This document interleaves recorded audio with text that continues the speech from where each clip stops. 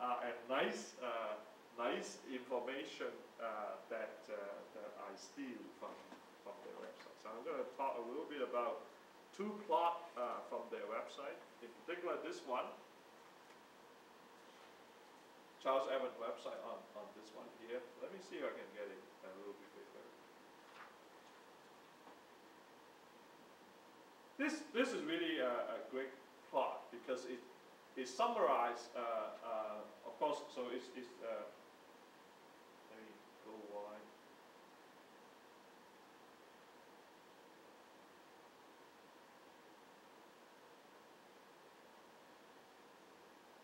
It really is a very nice plot because it summarizes all the common technique that you use to analyze material, right? In material science, that you need all these techniques, and it tell you the resolution. You know, there's resolution versus sensitivity. This is always the two competing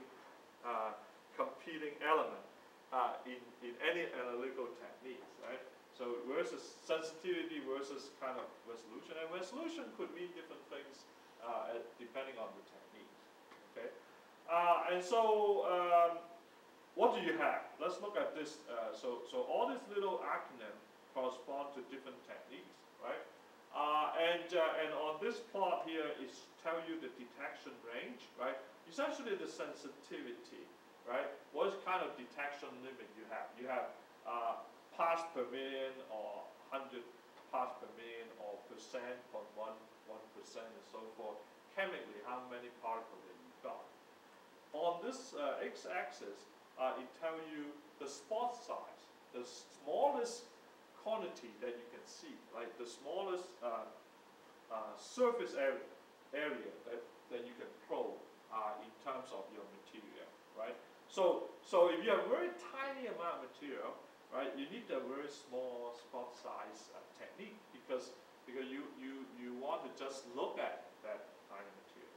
And if you want to just look at localized part of your material, let's say you have a big material, 1 centimeter square or something like this, but you want to look at in high resolution, tiny little bit on that 1 centimeter square, you need a very small size spot size technique to do that.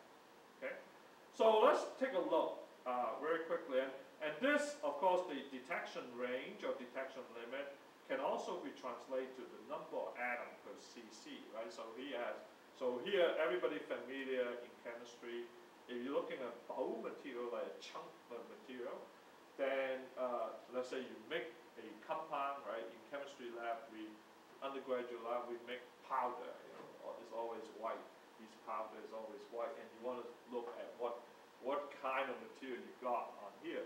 So a chemist will usually run some sort of mass spec or gas chromatography. So you have GC-MS or different type of MS, and this will, because the mass spec, you send it into the chamber, it analyze it, figure out it crack the materials and look at the cracking pattern, the next spectrum, and then you can analyze quite nicely this bulk material that you have. So here you send in a chunk of material. You don't look at the surface anymore. You take a whole chunk of material and then you analyze them. If you have solution, right? If you have an ionic compound, you can dissolve them, and then you can run a GC, right? Run a GC, and then you can send it the things that come out sequentially through your GC column into your mass spec, and then analyze them, separate them by the GC column, and then analyze them sequentially. And then again, you can probe what sort of chemical you have. So all these things can go very, very high detection limit, certainly with the mass spec, different type of mass spec you have, down to part per trillion, no problem, you know, you can do that. But with surfaces, it becomes a little bit tricky. So on top here, this is the spot size limit of common technique that you see. So you guys will have heard of atomic force microscope. We'll discuss this in this course. And the atomic force microscope is about down to about 10 nanometer spatial resolution, 100 angstrom resolution. You can look at, of course, big object or scanning the electron microscopy, SEM, scanning the electron microscopy can look at, depending on the type of SEM, the smallest spot size that we got can be 10 nanometer or 1 nanometer or even down to a fraction of a nanometer. If you have something called field emission scanning the electron microscopy on the microscope. And to go lower into the Angstrom regime, at single atom regime, you would need transmission electron microscopy. And of course, I would add here,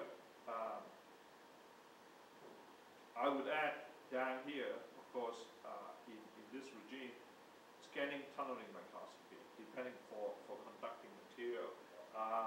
Charles Darwin doesn't have these STM, so that's why they don't list it. But for certain material, you could have atomic resolution with scanning tunneling microscopy here. But the generic technique is to use transmission electron microscopy to see what you got. And then, so this is just imaging. So you're just seeing what you got on the surface, or you see what you got on the material. And then you have inside here different technique probing different information. So for example, FTIR, we all know FTIR, we all know Raman spectroscopy. We heard about these things in undergraduate curriculum. And you can see their spot size usually quite large, usually in the micron regime. They are not 902 by any means, but they're useful. If you have make 90 powder, if you have lots of them, you can put them in an IR disc, and then you can measure FTIR, or you can use focal microscope to look at the Raman spectrum like that. There's more surface analysis techniques such as XPS. PS stands for photoelectron spectroscopy. ESCA means electron spectroscopy for chemical analysis. So you can look at the electronic structure with this technique, and they are down to maybe about 0.1% limit. They can't go any lower in terms of sensitivity, but they could be very useful in terms of surface sensitivity. You can see surface sensitivity-wise a lot better than FTIR, because it's at least a factor of 10 to 100 better than FTIR. And it's very surface-sensitive technique because you're dealing with emitted photoelectron as we go. And then you have various secondary ion mass spectrometry, SIMS, secondary ion mass spectrometry.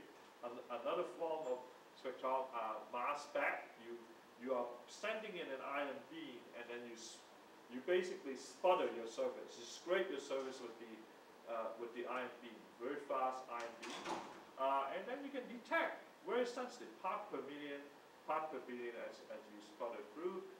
Because it is a mass spec technique, you can see through this. Because it's a sputtering technique, it is very disruptive. You will not have your sample left at the end of the analysis. So that's some of these issues with this.